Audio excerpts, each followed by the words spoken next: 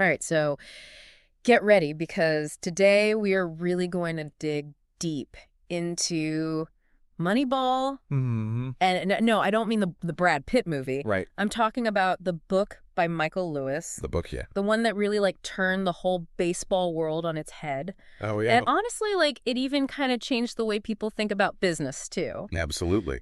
So we've got some excerpts from the book all ready to go here. Great. And trust me, this isn't just for, diehard baseball fans or anything like that. Right. This is really about, challenging the way things are usually done. I like it. And finding those hidden gems that everybody else just seems to miss. Yeah, absolutely. Those diamonds in the rough. Yeah, exactly. And I think what's really amazing about the Moneyball story is how the Oakland A's, a team with a super small budget, Right.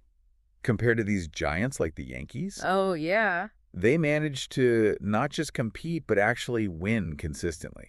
Yeah, it's the ultimate underdog story, right? It is. It's like David versus Goliath, but instead of slingshots, it's like batting averages and spreadsheets. Spreadsheets and algorithms. Right? Yeah, exactly. Yeah. So seriously, how did they pull it off? Well, that's where this whole Moneyball strategy comes in. Okay. So instead of just, relying on traditional scouting methods, they use data analysis to find players that were undervalued. Interesting. They could help them win games Oh, okay. in ways that most people weren't even looking at. So it's kind of like finding those amazing vintage clothes at a thrift store. Oh, I love that analogy. Right. Everyone else is just looking at it like, oh, it's just old clothes. Right. But you see the potential, the quality, Yeah. the value that everyone else missed. Absolutely. Yeah. And in baseball, what that meant was focusing on statistics Okay. that were directly tied to scoring runs and ultimately winning games. Okay, so give us the secret sauce here. Yeah. What are these magical metrics that Moneyball is all about?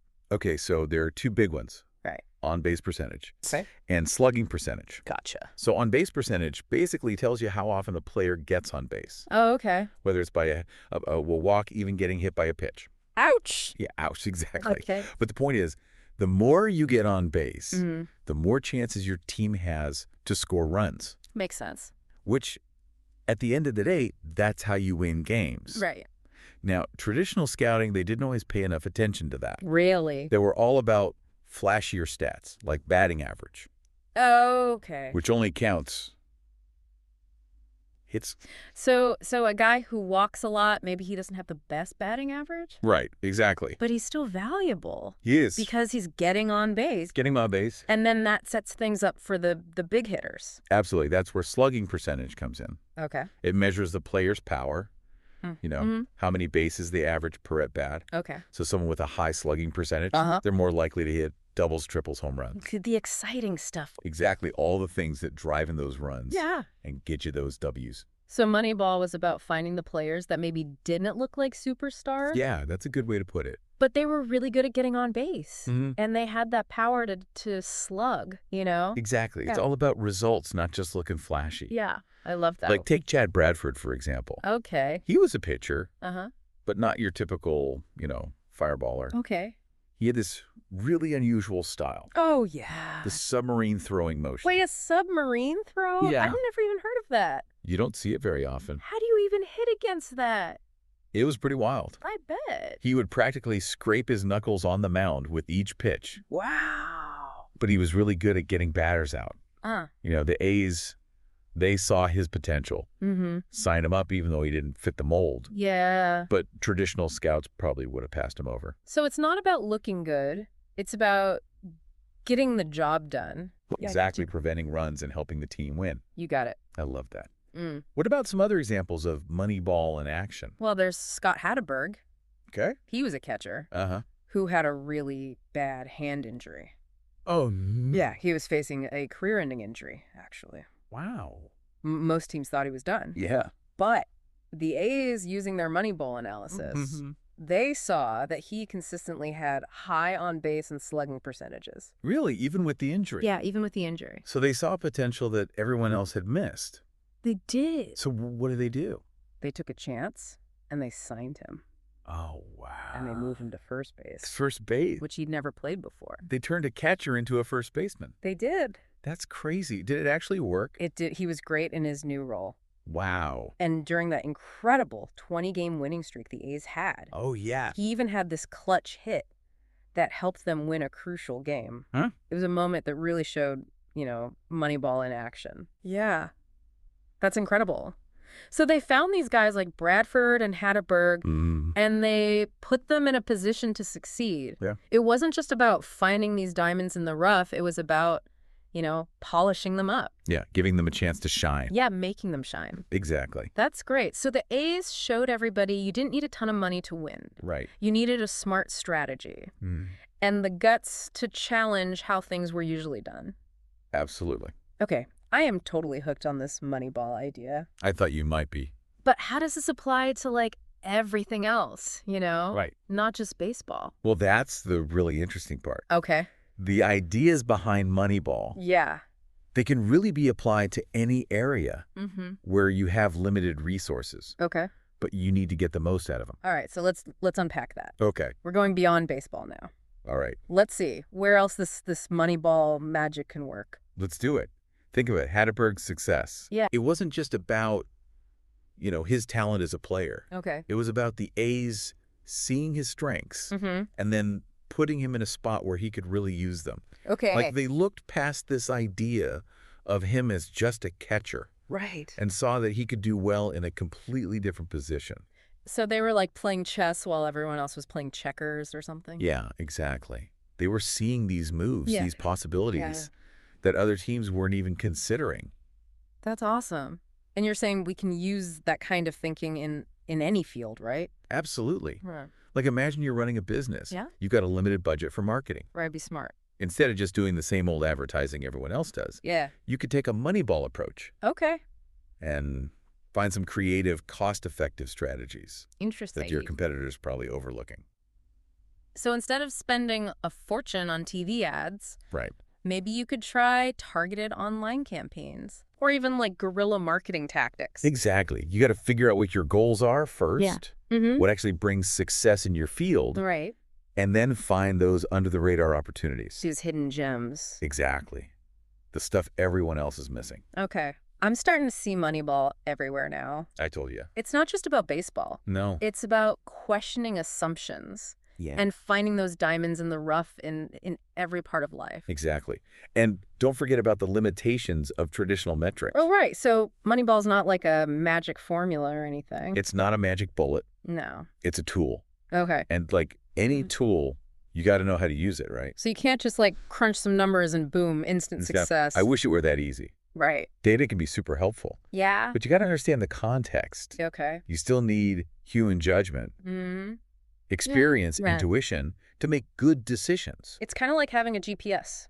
Ooh, I like that. It can show you the way, but you still got to know how to drive. exactly. Yeah. Moneyball can point you in the right direction. Okay. But you got to understand the nuances of your field, all those human factors Yeah. that data can't always capture.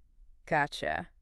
So Moneyball's a powerful tool, It is. but it's not foolproof. Right. Got to combine those data-driven insights Yeah. with good old-fashioned human judgment. Absolutely. So for our listener out there Yeah. who's ready to put on their Moneyball goggles Yeah. and start spotting those undervalued assets in their own life, Uh-huh. where should they begin? I would say start by figuring out what your own personal winning streak looks like. Okay. What does success really mean to you? Mm-hmm. What are your goals? Yeah. What are you trying to achieve? So figure out what you're actually going for. Yeah. Define your own metrics for success. Okay. Once you know where you want to end up, Yeah. you can start to figure out those key metrics, those things that are often overlooked, but that really help you get there. What are the on-base percentages in your life? Oh, I like that. What really moves the needle for you? If you're trying to be healthier, Yeah. it might not be all about calories and hitting the gym every day. Right. Maybe it's also about how well you're sleeping, It could be. how you manage stress. Absolutely. Building those strong relationships. All those things matter. Yeah. So it's looking beyond the obvious stuff. Exactly. Finding those hidden factors that might be holding you back. Yeah. Or even the ones that could help you move forward faster. It's like making your own Moneyball scorecard, Cool. but it's tailored to your own goals and what you want to achieve. Okay, so let's say they're trying to get ahead in your career. Yeah. It might not be just about getting that next promotion. Right. Maybe it's about learning some new skills, Could be. building your network, Absolutely. or finding a mentor. Yeah. someone who can guide you. Moneyball is all about being proactive, right? It is. Finding those opportunities that can help us reach our full potential. Even if they're not the typical ways of doing things. So be open to new ideas. Yeah. Challenge the way things are usually done. Challenge the status quo. Right? And use data to help make decisions. Data is your friend. But also trust your gut. Yeah. Got to balance those things. Your intuition, your values. Absolutely. That's where it gets really interesting. Oh. Because it's not just about, succeeding on paper. It's about succeeding in a way that really means something to you. So you're winning the game, but you're also enjoying playing it. Exactly. Yeah. And you're making sure it lines up with who you are. Yeah. What you believe in. I love that. And honestly, I think that might be the biggest lesson we can learn from Moneyball. That's a good one. It reminds us that we get to decide what success looks like for us. Yeah. We choose our own metrics. You're in control. And we find our own path to get there. Even if it means going against the grain a little. Exactly. Doing things differently. So it's like Moneyball's giving us this, permission to question everything, to look beyond what's obvious. Absolutely. And find all these, hidden opportunities. The ones that other people might miss. Exactly. Yeah. It's all about having that curious mindset.